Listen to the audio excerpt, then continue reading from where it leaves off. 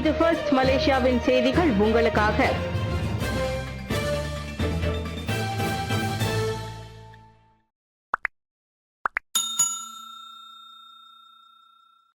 Cambodia Thailand மோதலை முடிவுக்கு கொண்டு வர அன்வார் வலியுறுத்து. அனைத்து வகை விரோதங்களையும் உடனடியாக நிறுத்துவதோடு எவ்வித ராணுவ நடவடிக்கையையும் தொடர வேண்டாம் என்று தாய்லாந்திற்கும் கம்போடியாவிற்கும் பிரதமர் ஸ்ரீ அன்வார் இப்ராஹிம் வலியுறுத்தினர். அந்நாடுகளின் நேரப்படி நேற்றிரவு மணி 10 தொடங்கி மேற்கொள்ளப்படவிருக்கும் அனைத்து ராணுவ நடவடிக்கைகளை நிறுத்துவதும் அதில் அடங்கும் என்றும் அவர் தெரிவித்தார். தாய்லாந்து பிரதமர் அனுதின் சார்குவரால் மற்றும் கம்போடியா பிரதமர் ஹூன் மானட் ஆகியோருடன் தனித்தனியே மேற்கொள்ளப்பட்ட தொலைபேசி உரையாடல்கள் மூலம் இந்த அழைப்பு விடுக்கப்பட்டதாக பிரதமர் ஸ்ரீ அன்வார் இப்ராஹிம் கூறினார். இரு நாடுகளின் எல்லைப் பகுதியில் நிலவும் பதற்றங்களை கருத்தில் கொண்டு அமெரிக்க அதிபர் திரு டொனால்டு டிரம்புடன் தாம் நடத்திய கலந்துரையாடலை தொடர்ந்து அடுத்த கட்ட முன்னெடுப்பு அமைவதாக அவர் தெரிவித்தார். இப்பணிக்கு அமெரிக்க அரசாங்கத்தால் வழங்கப்படும் செயற்கைக்கோள் கண்காணிப்பும் துணை புரியும் என்று பிரதமர் கூறினார்.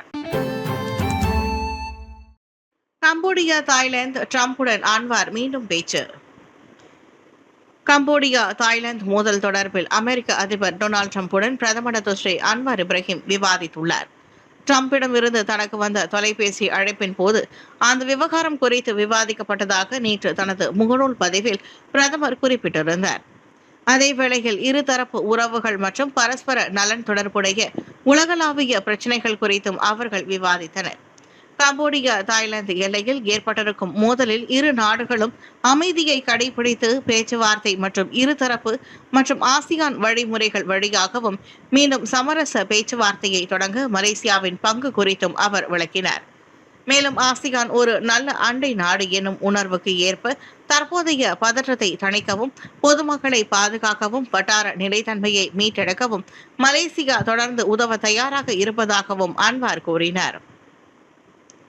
எனவே ஆசியான் தலைவராக மலேசியா கூடிய விரைவில் ஆசியான் வெளியுறவு அமைச்சர்களின் சிறப்பு கூட்டத்திற்கு ஏற்பாடு செய்து நிலைமையை மதிப்பிடவும் வட்டாரத்தில் பதற்றங்களை தணிப்பதற்கான நடவடிக்கைகளை ஆதரிக்கும். சி விளையாட்டுப் போட்டி ஆடவர் பனிச்சறுக்கில் மலேசியா தங்கம். தாய்லாந்து சி விளையாட்டுப் போட்டியில் நாட்டின் தேசிய பனிச்சறுக்கு வீரர் பாங் சி சிங் மலேசியாவுக்கான 11வது தங்கப் பதக்கத்தை பெற்று தந்துள்ளனர். சமுட் பிரகான் பனிச்சறுக்கு பயிற்சி மையத்தில் நேற்று நடைபெற்ற ஆடவர் பிரிவில் மொத்தம் 157.22 புள்ளிகளோடு முதலிடம் பிடித்து பாங் சி சிங் தங்கம் வென்றார். பிலிப்பைன்ஸ் போட்டியாளருடன் கடும் போட்டியை எதிர்கொண்ட பாங் சி சிங் தனது சிறந்த திறனை வெளிப்படுத்தி முதலிடத்தை கைப்பற்றினார். 137.98 புள்ளிகளுடன் பிராண்டன் ஜேம்ஸ் பால்டோஸ் வெள்ளிப் பதக்கம் வென்ற வேளையில் 3வது இடத்தில் வெண்கலத்தை வென்றது தாய்லாந்து. அதே போட்டியில் பங்கேற்ற நாட்டின் மற்றொரு தேசிய பனிச்சறுக்கு வீரரான லோ சுன் ஹாங் 91.12 புள்ளிகளுடன் 7ஆம் இடத்தை பிடித்தார். தேசிய நல்வாழ்வின் அடித்தளமாக குடும்பங்கள் வலுப்பெற வேண்டும். 2048ஆம் ஆண்டில் அதிக வயதான நாடாக மலேசியா இடம்பெறும் என்பதால் தேசிய நல்வாழ்வின் அடித்தளமாக குடும்பங்கள் வலுப்பெற வேண்டும்.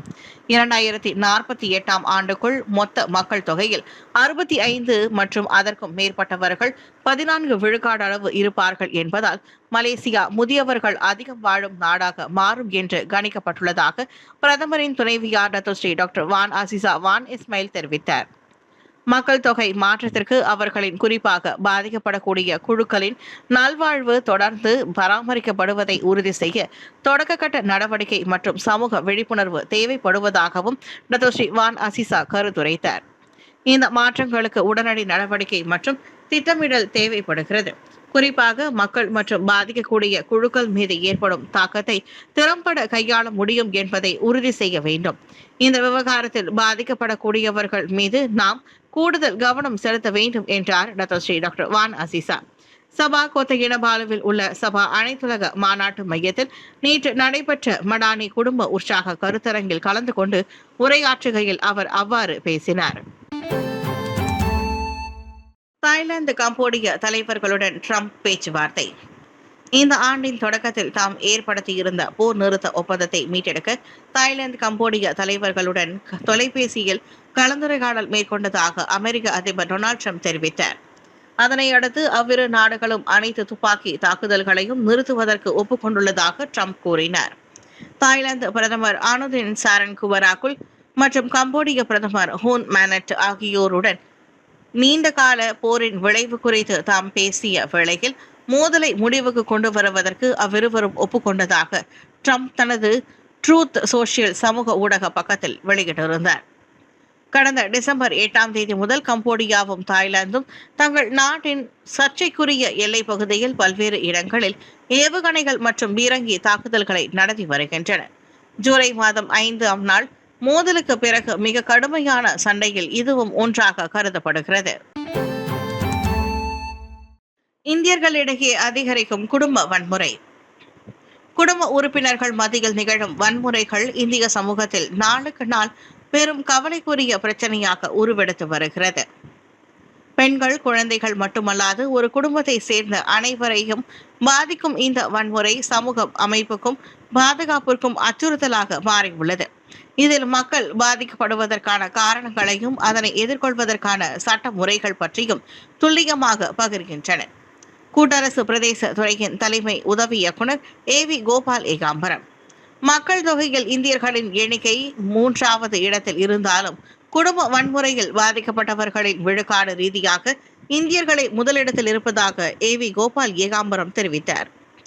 இன்றைய காலகட்டத்தில் பாதிக்கப்பட்ட மக்கள் புகார் அளிப்பதற்கு முன் வருவதால் அதிகமான சம்பவங்கள் பதிவாகுவதை அறிந்து கொள்ள முடிவதாக கூறிய கோபால் அதற்கான காரணத்தையும் விளக்கினார். முன்னதாக கடந்த ஆண்டுகளில் ஆண்களை காட்டிலும் பெண்கள் தான் பெரும்பாலும் குடும்ப வன்முறையினால் பாதிக்கப்பட்டிருப்பார்கள். ஆனால் கடந்த 5 ஆண்டுகளாக இதில் பாதிக்கப்படும் ஆண்களின் எண்ணிக்கை அதிகரித்துக் கொண்டே வருவதாகவும் அவர் குறிப்பிட்டார். குறிப்பிட்ட நம்பிக்கைகளை பின்பற்றும் கும்பல் தேசிய பாதுகாப்பிற்கு அச்சுறுத்தல் இல்லை. தென்கொரியாவில் தீவிரமாக செயல்படுவோர் நம்புவதாக குல்டாஸ் எனப்படும் குறிப்பிட்ட நம்பிக்கைகளை பின்பற்றும் கும்பல் குறித்து போலீஸ் கண்காணித்து வருகிறது. இருப்பினும் தேசிய பாதுகாப்பிற்கு எவ்வித அச்சுறுத்தலையும் ஏற்படுத்தக்கூடிய அளவில் இக்கும்பலின் செயல்பாடு இதுவரை இல்லை என்று உள்துறை அமைச்சர் ஸ்ரீ சைஃபுதீன் அசதியோன் இஸ்மாயில் தெரிவித்தார். அந்த அமைப்பு அதன் செயல்பாடுகள், உள்ளூர் நபர்களின் ஈடுபாடு மற்றும் பலவற்றை பற்றி சிறப்பு பிரிவு ஒன்று எனக்கு விளக்கம் அளித்தது. எனவே இந்த இயக்கமானது உண்மையில் நமது பாதுகாப்பு படைகளின் கண்காணிப்பில் இருப்பது மறுக்க முடியாத உண்மையாகும் என்றார் டாக்டர் ஸ்ரீ சைஃபுதீன் அசதியோன் இஸ்மாயில். நேற்று கெடாகூலிமில் நடைபெற்ற மீண்டும் பள்ளிக்கு போகலாம் என்ற நிகழ்ச்சியை தொடங்கி வைத்த பின்னர் அவர் அவ்வாறு கூறினார்.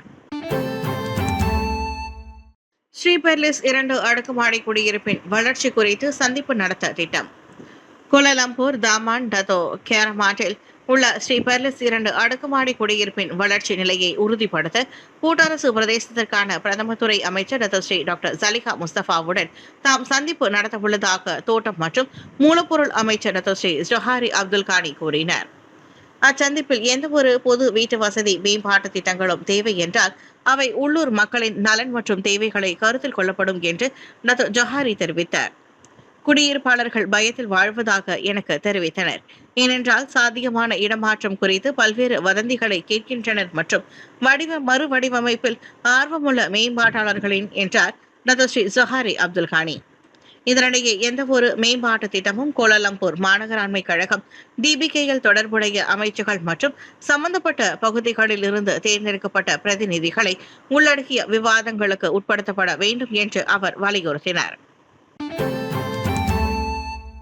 நாம்வியின் போலீஸ் ஜாமீன் 1 மாதத்திற்கு நீட்டிப்பு. மற்றொரு நிலவரத்தில் நாம்வி என்று அனைவராலும் அறியப்படும் பிரபல பாடகர் வே மெங் சி இன் ஜாமீன் கடந்த வியாழக்கிழமை தொடங்கி அடுத்த ஆண்டு ஜனவரி 11ஆம் தேதி வரை 1 மாதத்திற்கு நீட்டிக்கப்பட்டுள்ளது. சமூக ஊடக பிரபலமான 33 வயதுடைய சியூ யூன் சின் என்ற தாய்வான் நாட்டு பெண்ணின் மரணம் தொடர்பில் மற்றும் பிரேத பரிசோதனை அறிக்கைகளுக்கு போலீஸ் இன்னும் காத்திருப்பதால் ஜாமீன் காலம் நீட்டிக்கப்படுவதாக கோலாலம்பூர் மாநில போலீஸ் தலைவர் டத்தோ ஃபடில் மாஷஸ் கூறினார். இன்னும் விசாரணையில் உள்ளது. முன்னதாக குறிப்பிட்டது போல நச்சுயியல் அறிக்கைக்காக நாங்கள் காத்திருக்கிறோம். அது நிறைவடைய சில மாதங்களாகும். நாங்கள் முன்பு போலவே தொடருவோம். விரைவாக வேதியியல் முடிவுக்கு நாங்கள் காத்திருக்கின்றோம். இல்லையெனில் நாங்கள் உத்தரவாதத்தை மீண்டும் நீட்டிப்போம் என்று டத்தோ ஃபடில் மார்ஷல் தெரிவித்தார்.